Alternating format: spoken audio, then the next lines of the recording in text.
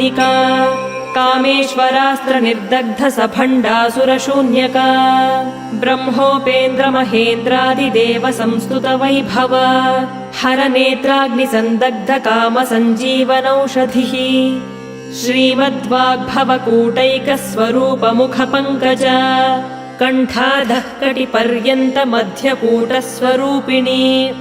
शक्तिकूटैकतापन्न कट्यधोभागधारिणी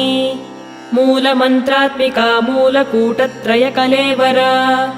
कुलामृतैकरसिका कुलसङ्केतपालिनी कुलाङ्गना कुलान्तस्था कौलिनी कुलयोगिनी Akula समयान्तस्था समयाचार तत्परा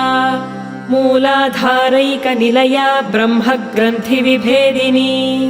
मणिपूरान्तरुदिता विष्णुग्रन्थिविभेदिनी आज्ञाचक्रान्तरालस्था